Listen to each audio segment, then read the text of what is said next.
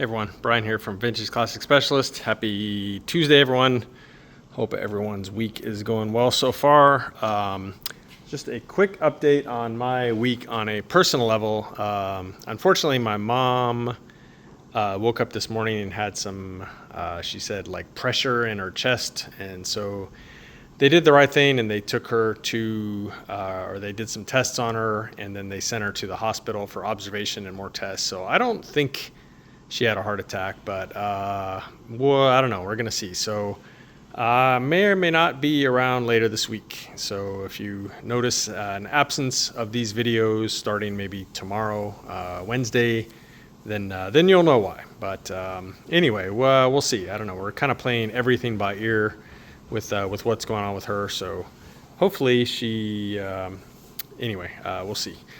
So guys, let's talk about today. So pretty much I finished up this car, which is of course a one family 63 Beetle that was in, literally just came in a couple days ago, and in for a couple things and finished those up today. So the main thing was that the car would not idle, and of course I mentioned yesterday I did a quick check and that turned out to just be a clogged idle jet, which I pulled out the idle jet, cleaned it out, and then boom, the car idled.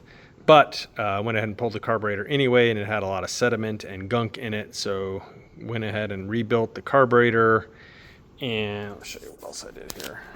Have not got to this annoying problem here yet, and I don't know that I will, because again, I may not be here tomorrow and I need to go today now at this point. But anyway, so yeah, I rebuilt the carburetor. Looks all clean and pretty now, and got rid of the fuel filter that was sort of sitting over there, and put a fuel filter underneath by the transmission, and kind of turned the car over for a while without starting it, just to let it like flush any gunk that might have been, or sediment that might have been in the fuel pump.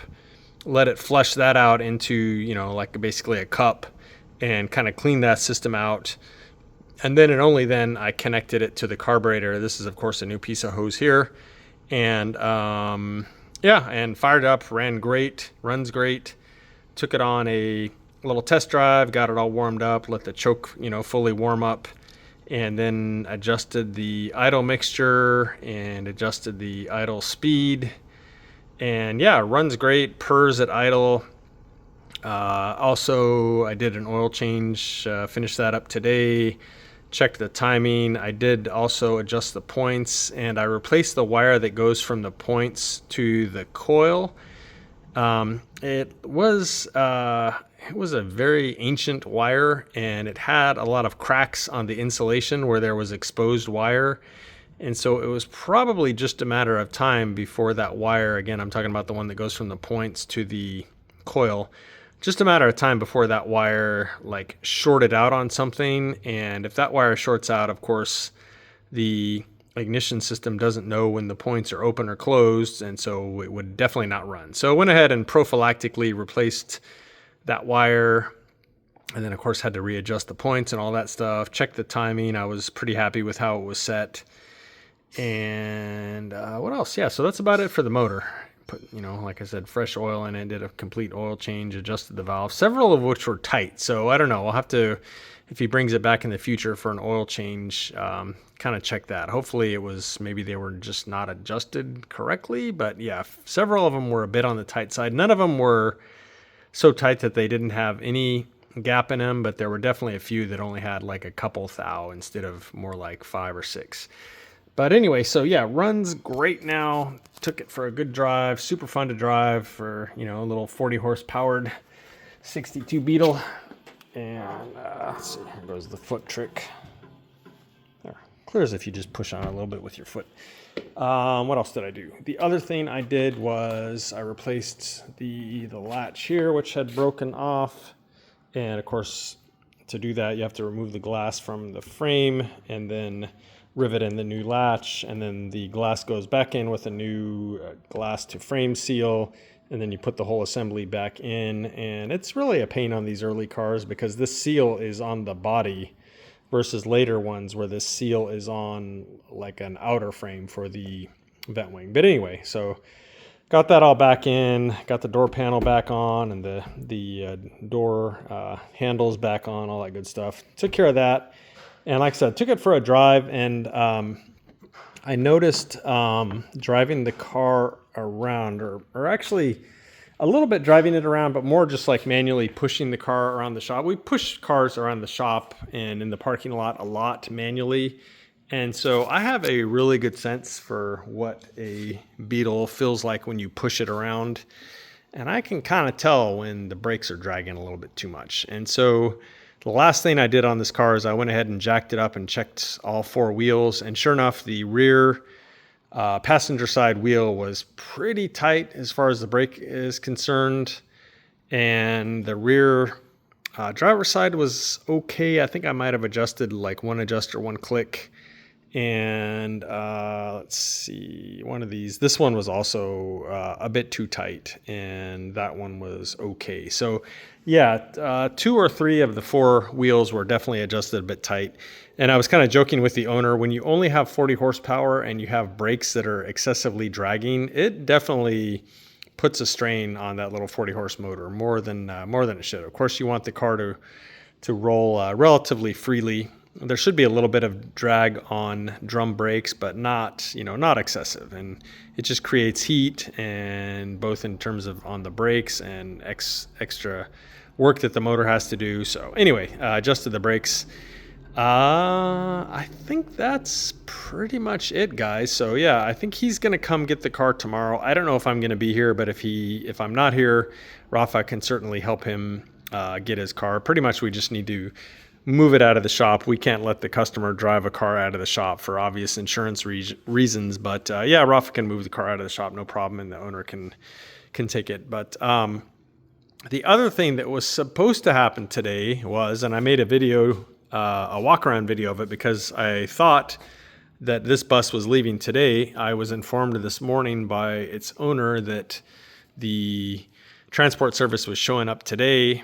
And finally at, 4 something, I sent the owner a message just kind of like, hey, FYI, I haven't heard anything from the transport company yet. And so he reached out to them, and apparently they got delayed somehow, and they're like literally in Arizona right now, I guess, picking up or dropping off another vehicle. So they are coming out tomorrow. So for real, guys, this will be the last time you see this bus, other than the walk around video, which I may post tonight or I may not. Depends on what else is going on in my life tonight. But anyway, as far as day in the life videos, this is the last time you'll see this bus, and it's heading back to its home, which I mentioned before is in Seattle. So look out in today or tomorrow or in the coming days for a walk around video of this, where I go a little bit more detail about how long the owners had it and so on and so forth. All right, so that was kind of my day. Rafa continued to work on the beautiful barn door here. And believe it or not, he's still kind of working on this choke mechanism here. And it's being a bit finicky.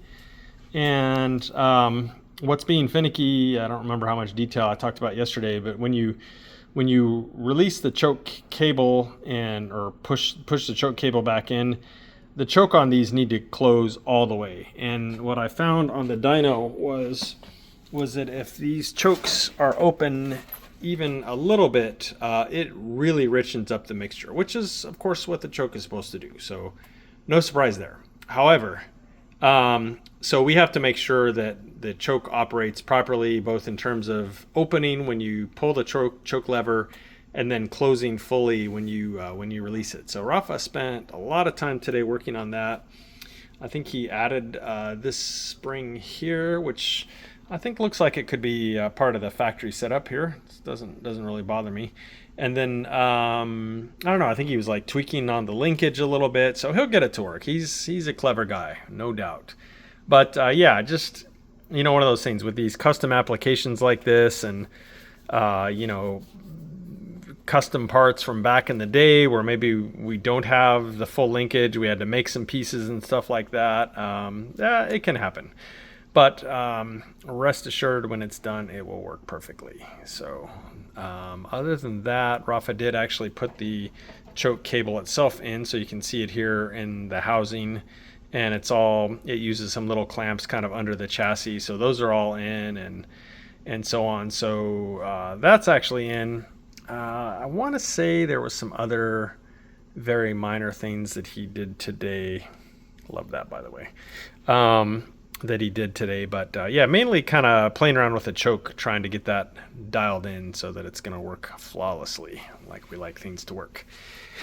And Rene continued working on the white 67 Beetle, and Mr. Santiago, we had him work a little bit on this one. So he had previously done the seats and door panels and stuff like that, but today he went ahead and made a back speaker panel here. You see it in the back window with a couple 6x9. So the owner wanted tunes in the car, and so we did. Let's see, I'm trying to think what we even did on this car now. So we do have a coaxial speaker from Retro Sound in the dash there. So that's actually stereo, although not very stereo, because the little tweeters in there that I guess make it stereo are literally that far apart, so no real stereo separation there, but there is both channels of sound left and right there, just in one speaker. And then in the back of the car, we went ahead and put in these 6x9s, which are also from Retro Sound, and of course they're all wired in. So Santiago spent a good portion of time today making this panel here, which of course looks factory and